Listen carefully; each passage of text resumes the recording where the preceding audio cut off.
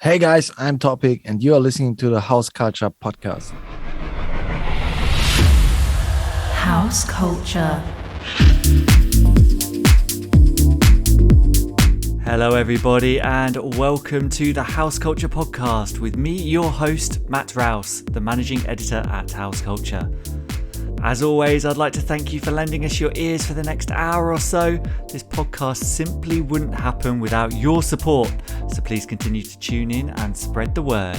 And if it's your first time here, I'd like to welcome you to House Culture. We are a collective of house music fans who have come together through their mutual love of the beat to celebrate the spirit of house music.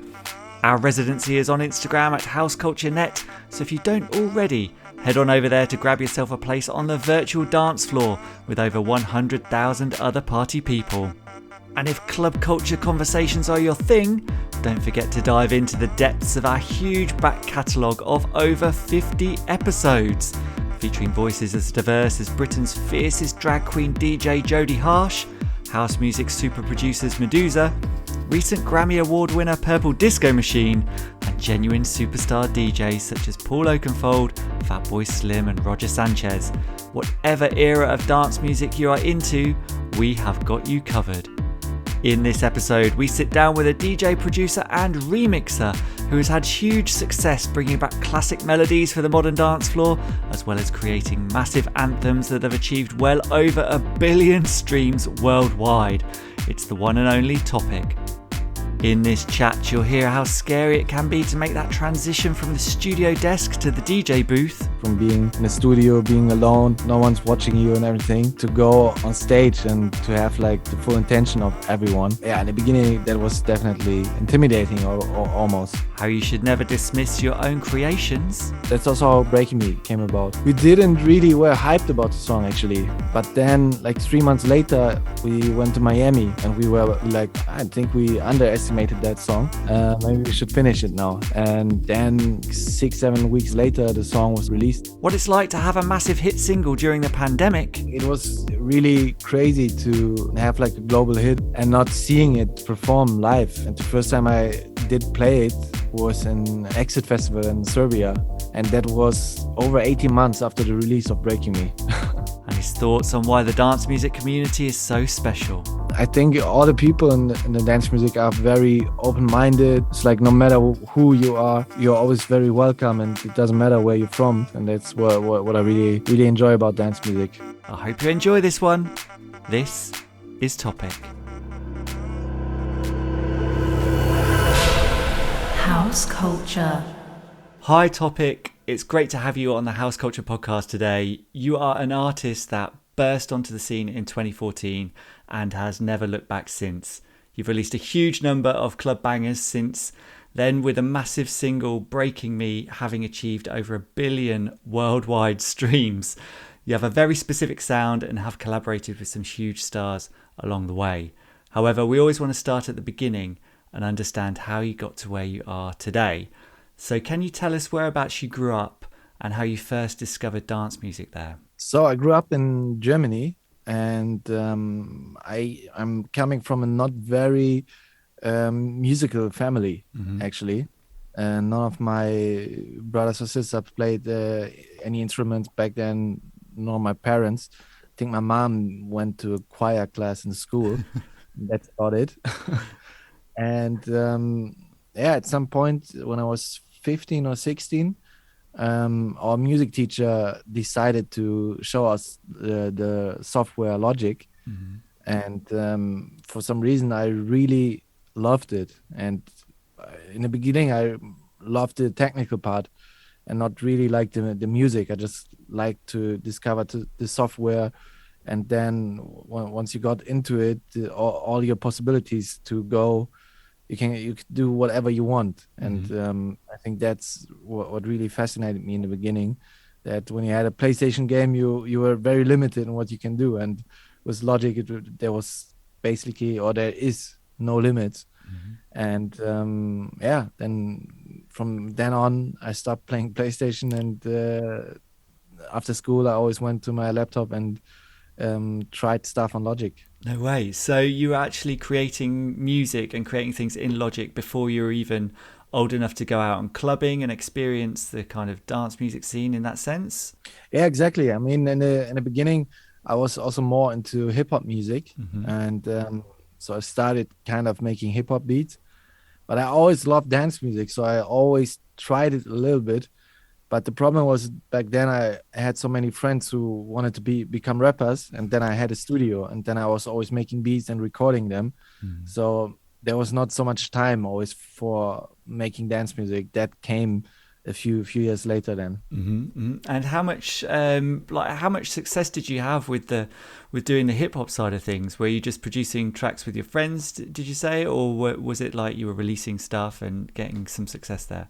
Yeah, I mean, in the beginning, it was definitely mostly for my friends or for local rappers that heard that all right, that guy has a studio and he can make beats, Mm-hmm. and then also like stranger people came to me and I worked with them, or I connected with some people on MySpace back then, Mm-hmm. and then I invited them to my studio.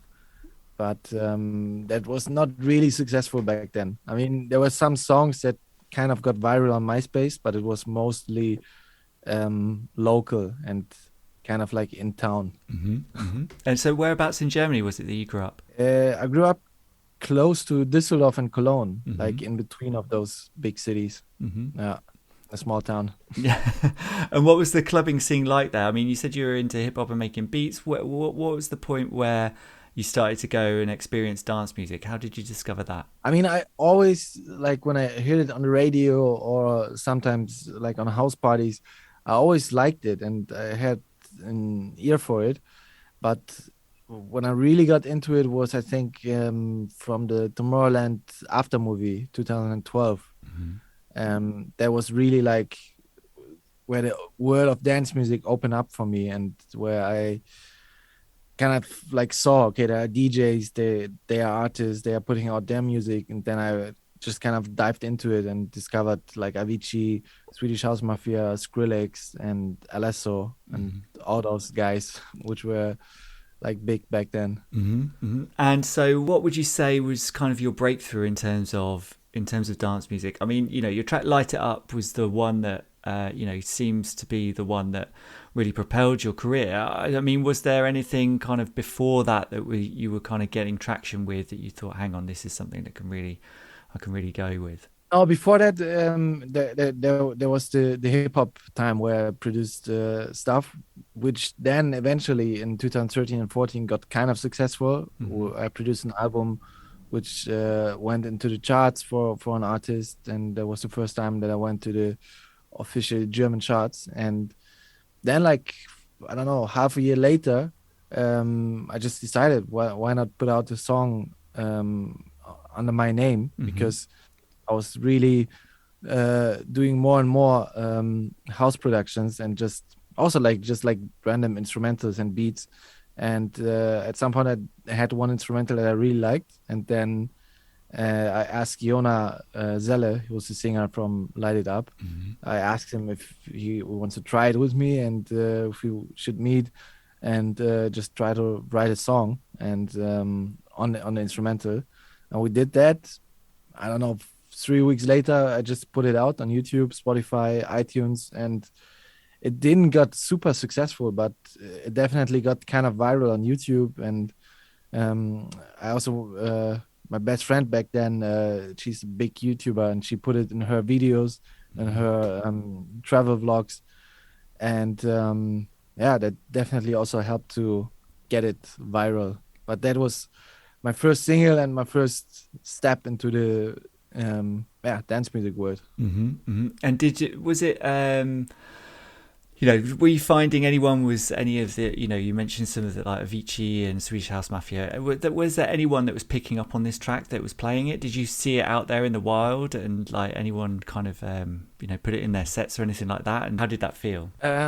No, actually, I didn't see any DJs picking it up in the beginning. Uh-huh. I was kind of mad also because the song had kind of YouTube clicks and no radio wanted to play it, and it was also on the iTunes charts, always like in the top 30. Mm-hmm. But for some reason that track never got played by the radio or something. But I think it was because at the end of 2014, this progressive house style almost died out, and that track came a little bit too late, probably for that style. Yeah. So what was the kind of next step after that then? In terms of the success that you'd had virally, what did you think? Did you have a game plan in terms of what you wanted to do next, or were you just keeping producing and seeing how things went? Yeah, I caught attention from an independent label or like distribution company, and they wanted to do an album with me then, like after Light It Up, and they offered me an advance and like budget for videos. And for me that was amazing, because on the first single I had all the risk on my hands. I shot a music video, did some marketing, and I put kind of like all the money I had, which was not much back then, maybe like 4,000 euro or something. I put it in that project, and it could very well have happened that no one would like that song, and that I would have sit on that cost forever. But yeah, then they offered me that. I did an album, which kind of had the same story as Light It Up. It was not really recognized by the radios, not really put into Spotify playlists or anything. But yeah, then I think it went in the top 50 of the German album charts. So that's definitely a little bit of a success, and it was kind of like my first step into the chart world. And then I think it was like 3 or 4 months later, I released the first single after the album. That was my single "Home" with Nico Santos, and that song then finally went crazy on the radio, and went in all the Spotify playlists you can imagine. And that was then the first real one that also, like, DJs I saw in the 1001 track list, that like many DJs started to play it live. And yeah, there was finally my real first step in the dance music world. Yeah, and I mean, like, we've spoken to a lot of artists and DJs and producers on this podcast, and some are saying their judgment for success was when they first heard it on the radio themselves, or when they were sent like a video clip by one of their friends of some DJ playing it in a club or something like that. What did you have any of those moments where you thought, oh, this is incredible, that like now it's really, really gaining traction? Yeah, definitely. I would say the first one was when I saw it or heard it on the radio. I was in a restaurant, and I knew that a big radio station in Germany is always on in that restaurant. And then I entered, just sat down on my table, and then the song went on, and then I knew, okay, if they are playing it at this time, because it was also like it's kind of like 5 p.m. or something during the week, then like, okay, that's prime time, and they don't do a handpick one-off at this time. And that's when I knew, okay, I think we are having a hit here. I mean, did you have to tell anyone when you heard that, when you were sat down, like you'd be like to one of the waiters or something, like, this is me, or like any of your friends? Is there any feeling like that? It was funny because I was with Nico Santos, actually, No the way. singer of this. Yeah, we were together there, and we were just like, wow, this is incredible. We were in the restaurant sitting down, and the song is coming up. Amazing. And I mean, the tracks that you've produced as well, they've taken like inspiration from a very specific era in kind of dance music. I'm thinking of your versions of For an Angel, Kernkraft, and 9 p.m. Till I Come. What is it about that kind of late 90s trance era that you love so much? It's funny because those songs didn't really get me into dance music in the first place. But I remember when I was like really young, like 8 years, 9 years old, my parents always bought those compilations. And I bet all of those songs that I did, like 9 p.m., Cancra 400, or For an Angel, they were probably on those CDs. And that's why I knew them like for my whole life, those melodies. and everything. And I remember when I was really young, I always put on those compilation discs and just like listen to through the whole disc and through every song, and sometimes just sat alone in the living room of my parents for like an hour or 2 hours, just like listening to all those songs. And I think that's why they're kind of special to me, even though I don't really have specific memories listening to 9 p.m. or to For an Angel, but it's just in me, I would say.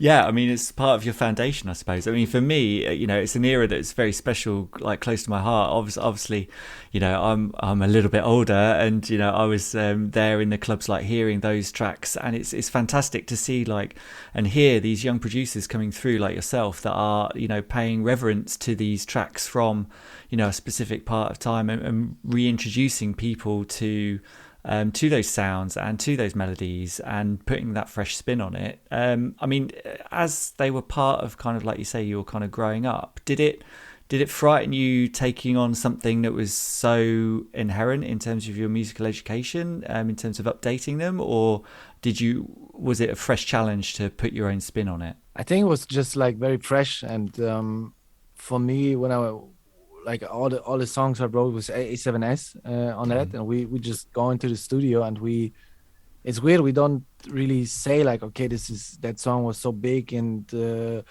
like we don't visualize that it was so big back then. I think then we would get a lot of pressure and everything, but we just take it and open up Logic and just go with the flow and do what we like. And it's really like the same workflow as if we would just start a song from scratch, but only with the sample. It's like you already have like something in it, and then you just work around it, and it's basically the exact same process as doing a song from scratch. And your version of ATB as well. I mean, you worked with ATB to create that. How did that kind of partnership come about? Was it something that you wanted to create and ATB came in after, or was it the other way around? How did that work? It was actually the other way around, because I was always really like, I don't want to do cover songs. I don't want to do sampling or remixes. I just always want to do original stuff. And then ATB asked me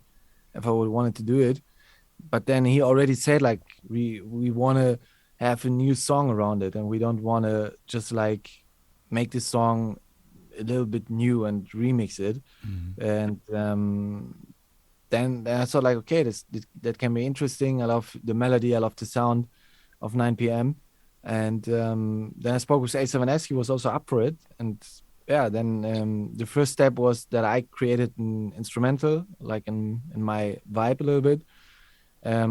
Send it back to ATV. He worked a little bit on it, and then we went on Zoom because it was during the pandemic.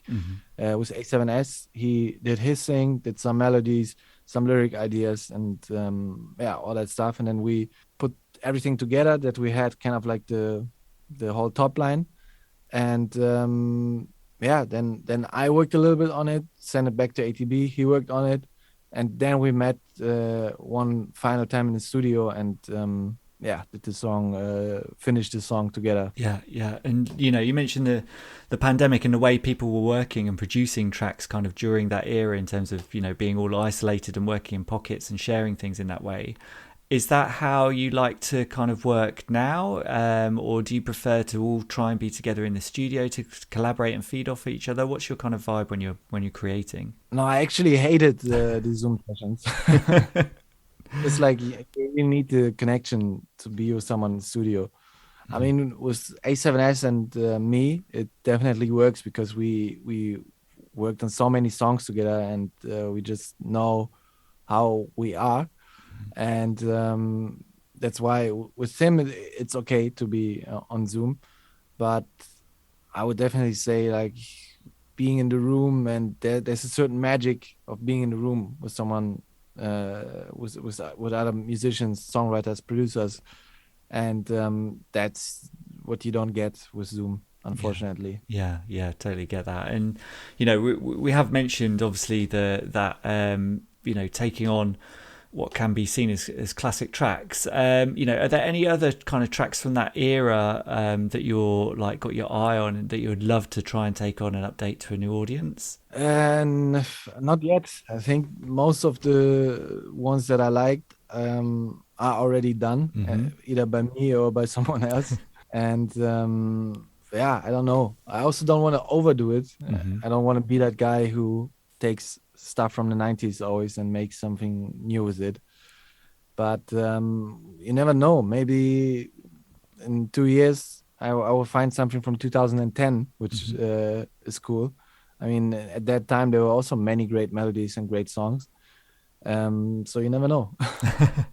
Cool. And I mean, you mentioned A7S, and obviously your most, you know, one of your most well-known tunes that I mentioned at the top of this has achieved over 1 billion streams worldwide. I mean, you know, that's just to hear that number. It's crazy. You know, it's breaking me. How did you guys meet, and how did that track specifically kind of come together?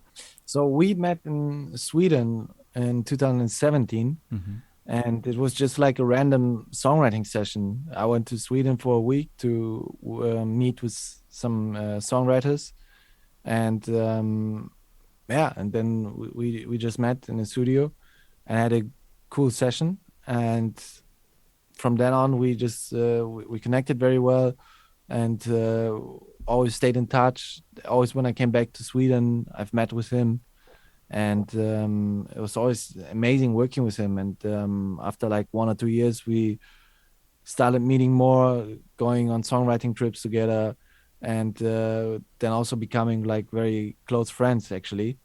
And yeah, then we kind of like worked every 2 or 3 months. We traveled somewhere together, and yeah, worked on songs. And that's also how Breaking Me came about. We were traveling both to Berlin actually, and there we had a session, and that was in summer of 2019. And at first we didn't really were hyped about the song actually. We just had like some of the melodies, and that was it. And we didn't have any lyric ideas or anything.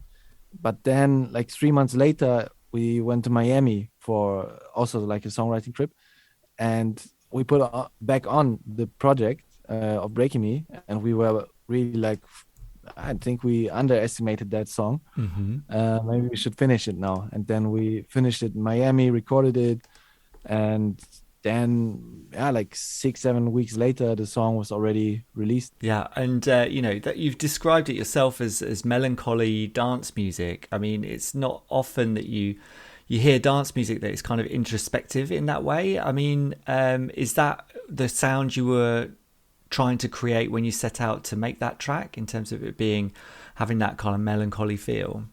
Yeah, definitely. It's weird. I always liked melancholic songs even when I was a kid. I always like sad songs for some reason, even though I'm not a very melancholic person.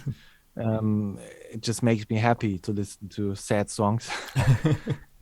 That's why I always had a struggle in the beginning of finding my sound, because you know, as you said, like dance music is always uplifting, and it's not really like something melancholic. And that's why in the beginning it was really tough for me to find something that's uplifting but also that is melancholic. And then after a few years now, I definitely know how to create that vibe, to have like a melancholic thing in it, but also yeah, like the uplifting touch that you can still play it on festivals. And you know, it came out during the pandemic as well. I mean, were you surprised at its success? You know, you kind of said that you revisited the track and then you realized, you know, it's going to be a big one. You know, obviously it was released during that period. And what has it been pleasurable to be able to play it to live audiences again now and to see that kind of reaction? Just talk us through that a little bit. Yeah, I mean, it was really crazy to have like a global hit and not seeing it perform live, and not seeing the reaction of the people. and I mean, I saw it a little bit because many people tagged me on Instagram when they were listening to it. But yeah, definitely was a weird thing to not be able to play your biggest song of your life. And the first time I did play it was in at the Exit Festival in Serbia. Mm-hmm. That was kind of like the first festival after the pandemic, and that was over 18 months after the release of Breaking Me. But it was definitely a great feeling to finally see people singing that song. So when you're playing, and you mentioned it was 18 months since that had been released, when you were actually going out and playing live again, had you built up amassed a whole bunch of tunes over those 18 months that you really wanted to play out live, or were you like being mindful of, no, I've got to keep things fresh and up front for the audience? How did you kind of manage that performance playlist that you had when you were back out there after the pandemic? Actually, I'm always a guy who does things at the latest point possible. Like my deadlines are always like the last 1 or 2 days. I always go crazy because I didn't do anything, and luckily that was also the case with the set list. Mm-hmm. I just had like 2 sleepless nights before the festival because I had to finish all the songs and I like find new fresh stuff, find new mashups to make, Mm-hmm. and yeah, that was two days before the festival that I started. No way, no way. And so, and you've mentioned A7S like a few times as well, and obviously, that's who you collaborated with for Breaking Me. I mean, how do you guys kind of work together? Who looks after what, and how do you manage any kind of disagreements in the studios? Is it an easy flow between you, or is there often an argument, a point of friction? Like, how do you collaborate? No, it's usually there's not really friction points, but I mean, of course, there are many friction points, but we are kind of fast in like agreeing what's good and what's bad, and like no one is pissed off if I say that's not good or if he's saying this is not so good.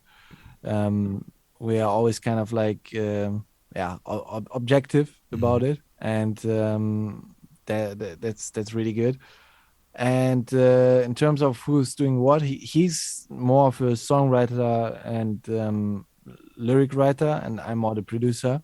Mm-hmm. So we're doing always both at the same time. Like I'm always starting production, he's always starting like with some melodies, and that's how we are building the song up over the session.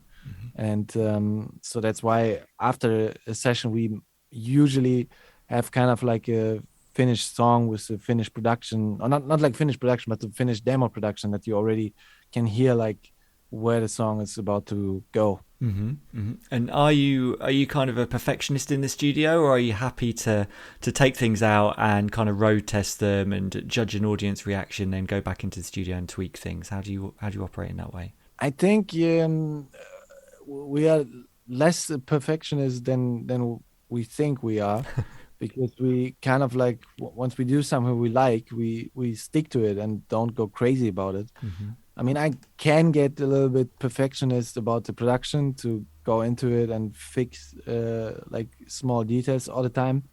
But also over the time now, um, I'm getting less in that because I'm just realizing how you don't realize or like that the crowd is not realizing if you do like those minor changes all Mm-hmm. the time, Mm-hmm. and that's why I'm kind of like, yeah, more chill about it. Cool. And in terms of, it sounds like through kind of your journey as well, it's been more kind of production based, and then a transition into kind of performance and DJing. I mean, was that transition daunting at any stage? If I'd imagine being an in studio kind of producer, and then suddenly you're in front of a live audience. Did you find that daunting in any way? Oh, definitely. It was definitely like a hard crossover, like from being in a studio, being alone, no one's watching you and everything, to go on stage and to have like the full attention of everyone.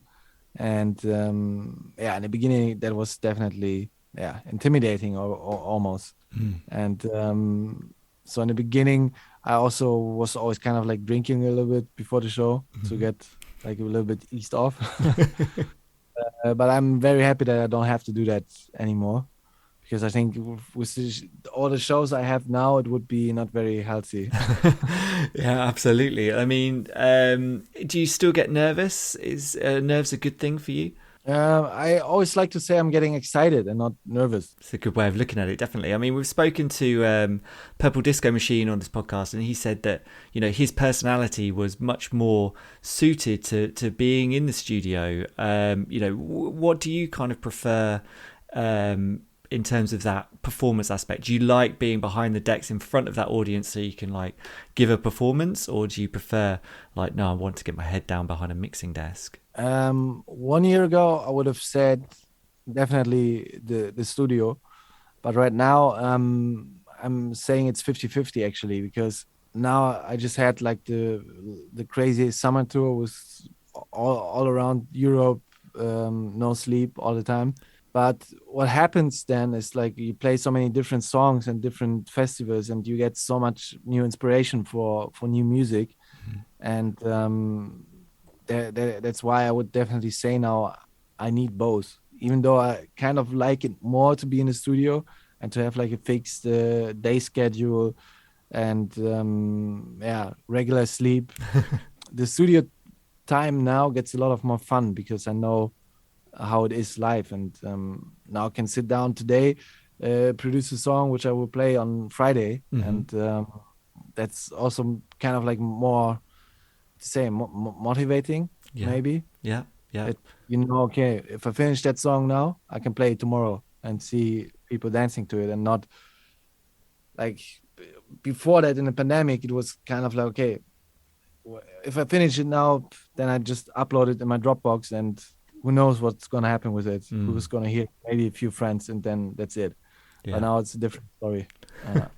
And I can see you're in your studio right now. Whereabouts is that? Like, where are you based? I'm now based in Dubai. I've moved here in the beginning of 2021, and yeah, but I'm now back. The last 3 months I was in Europe, and now I'm finally got back here for a week, and yeah, have like studio time on my own, get good sleep, train, and have good food. Right, and I want to talk about remixes as well. So you're like a triple threat in terms of production, DJ, remixer. Also, you've remixed people like Medusa, who we've spoken to on the podcast. I mean, when those remixes come through to you, what are you trying to achieve in those? How much of the original are you trying to maintain, and how much of your own sound are you trying to inject? I think the most important one is to put your sound in it, because if you just keep too much of the original, it's almost like yeah, you would ask like, why doing a remix at all? So I always just try to put as much topic in it as possible. Absolutely. And you mentioned your album as well, released back in 2015, I think. Can we expect a follow up on that? Are you working on anything right now that's moving towards an album? I mean, we've spoken to a lot of artists, and some people love the idea of a fully encapsulated album that has a beginning, middle, and end and tells a story. And other artists are kind of like, no, I'm just interested in releasing singles for the dance floor. Like, how do you sit on that, and how would you approach it? I'm definitely a really big fan of albums, and also of the whole process and making it and creating it. But unfortunately, like the audience is not really there anymore, and also the labels are not really interested in doing that, because they just want to have what's most profitable. I guess. Yeah, that's why it's kind of hard to convince them to make an album. They want to have like a big single with it and all that stuff what label wants. But I don't know. For me, I'm just in the process of creating just many songs right now, and songs for the dance floor, songs for the radio. Yeah, and that's my main focus right now. And if it's gonna be an album at some point, then I'm happy. And if not, then it's just gonna be a lot of singles, which is also fine as long as it's gonna be released and people are about to hear it. Yeah, yeah. And is there ever a temptation to, hark back to that era of when you were producing, slower stuff, like more hip hop stuff? Is there ever a temptation to go and produce a bit more of that again, or feed that into your music like you're producing now? Not for my project. I mean, I could, or I am actually doing it for other artists. I'm still a producer for various different singers. But for me right now, I don't see it coming back to make slower stuff. But also you never know. Maybe in a few years I'm older and I'm like, okay, let's make now chill out music. You never know what happens. I'm always going with what I like the most.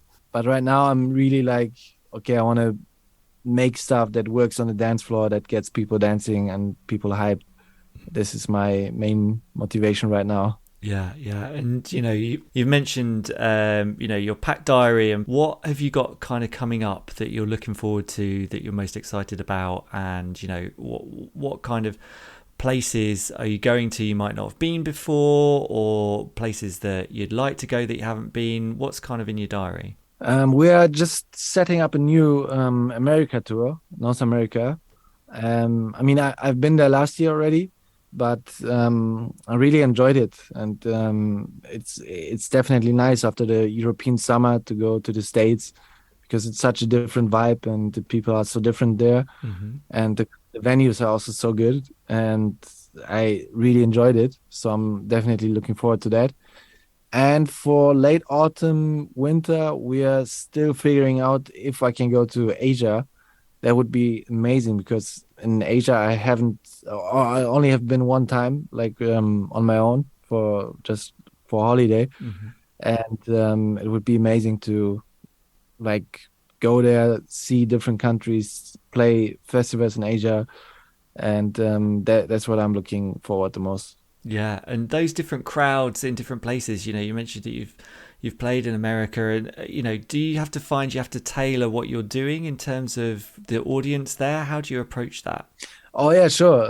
It's definitely a different audience there, and some songs that work very well in Europe doesn't work at all in the States, and that's why you have to really figure out what the venue is, what the night is, also, and then see what the crowd reaction is. So when I toured in the US, it was also like from venue to venue, really like different. And so here in Europe right now, I'm kind of having like a fixed set list. Like maybe I play from 40 songs, 25 always right now. But if I would go to the US, I would probably pack like 70 or 80 songs and only play 25 to have more options where I can go to. Yeah, and so doing that kind of semi gig research, I mean, do you like to absorb the vibe in the club before your set just to kind of see what's going on, or do you just want to just blast in, open the doors and just do your thing? Yeah, I usually like to be in the club or at the venue 1 hour before my set time, because then you already hear the music, you hear the crowd, and I don't know, you kind of get settled in better than if I would only like arrive 2 minutes later on the stage. That would be maybe too much for me. Yeah. Yeah, to try and hit the ground running in that way. So, and you mentioned like having the playlist that you've got, you like kind of the record box of tracks that you're going to choose from. So, we're going to move on now to talk about the House Culture Perfect playlist, which is on Spotify, and we've got your 5 tracks from the 5 different themes that we always have, and every single one of our podcast guests has submitted tracks for this playlist. It's huge. It's over 24 hours long, and it's got some brilliant tracks in there, some really well known, some obscurities. Everything's completely chosen by our guests. So I'm going to remind you what you've chosen as we go through them, because the different themes that we've got. And we always start off with a Catalyst tune. a track that got you into dance music, and you have chosen Alesso and Years. Can you just tell us why that came to your top of mind when we were asking you for this choice? What does it, tell us about your experience with that tune. Yeah, I mean, that song was kind of released late. I think it was 2011 or 2012. Mm-hmm. So it was obviously not my first dance song that I listened to, Mm-hmm. but it was the first one that I really researched about it, and like I wanted to know who's the artist and how did he produce it. And then I went on YouTube already and like looked up of tutorials how to make that style. And that's why I always say that song really sticks out, because before that song I was only listening to dance music like just on the go and just like, oh, this song is cool, I'm gonna listen to that, but not more. But Alesso Years was really the first one that I was really hyped about it, and I saw like, okay, that is very cool, and I want to do something like this too. Yeah, and like you mentioned there, like going onto YouTube and researching it. How, as an artist and producer, how are you learning all the time? Are you absorbing and researching all of these different sounds and different ways to produce? Like, how does that work for you? Yeah, YouTube is amazing. I mean, you have so many great tutorials, so many guys doing just like amazing stuff and education and samples and preset banks and all sort of stuff. So the internet is just like the best teacher, I think, to learn music production. I would definitely say don't spend crazy amount of money for going onto some production schools, because your YouTube teachers are a lot better than like those teachers on schools. Yeah, it's great advice. Okay, so and the next track for our playlist is the Floor Filler, and you've chosen your track with A7S, Kerncraft 400, A Better Day. We've kind of touched on it a little bit, but how did that? Why is that a floor filler for you? Obviously, it's your own track, and people expect to hear it. But tell us about how that kind of came together and why you chose that for us. Yeah, I mean, we got to give credit to Zombie Nation here. I mean, the song was already a floor filler before it was released. Mm-hmm. So it's just a sample and that melody, which is like, it's crazy. Like you put it on no matter where you are. You're in Australia, you're in the States, you're in Germany or wherever. People know that and go crazy. Mm-hmm. And you also get the crowd singing like immediately. Yeah. And that's just so sick with that song. Yeah, brilliant. Okay, and a sunsetter you've chosen, a track that could soundtrack a sunset is Milo AO Technology. Just tell us about that. Yeah, it was funny because that song is kind of old now, and I chose the track list I think 1 or 2 days after I saw him live. We were both on a award show, Mm-hmm. and he got invited to like play the closing, and then he played that song as last song, and I was really like getting like old memories back from when I was 16, 17, and I really like listening to that song in any way. Like sometimes we listened to it before we went to the club with friends, and even though it's just an acoustic song, it had so much energy, and people always loved it. Yeah, it's a beauty. Okay, so a tearjerker. You have chosen "Don't You Worry, Child" by Swedish House Mafia. Why is that so meaningful in terms of a tearjerker for you? Yeah, I was also thinking of putting that song into the Years Alesso song, because that song means even more to me in terms of getting into music, into dance music. And it was also kind of like not too long after I discovered Years by Alesso, that song came out, and then like I was really into dance music, and I thought this is the coolest thing in the world right now. Mm-hmm. Yeah, but that also has like those melancholic vibes Yeah. in it, and this is why I love it so much, because it's such a good song. It's so well written, Mm-hmm. and John Martin is singing it also like so good. and then you have like this big production, which still 10 years now sounds like fresh and new, Yeah. and that's crazy. Yeah, yeah, it's nuts. It's nuts. It still does the damage on the dance floor when you hear that. So a last tune is Crowd are calling for one more. What do you play? And we've already really talked about this, but you've chosen Breaking Me. Yeah. Yeah, I mean, in terms of that, do you feel as an artist like a bit of a pressure to deliver the familiar tracks that people know that you've produced when you're playing a gig? 'Cause we've spoken to a few people that were kind of like, sometimes we might not play like the one that people expect us to play, and people get upset. Or do you feel like you have to play it, or do you sometimes be like, oh no, I really want to? Yeah, that's a very interesting question, because sometimes I do feel like, oh God, if I play Breaking Me now, it's so boring, and like, oh, I can't hear it anymore.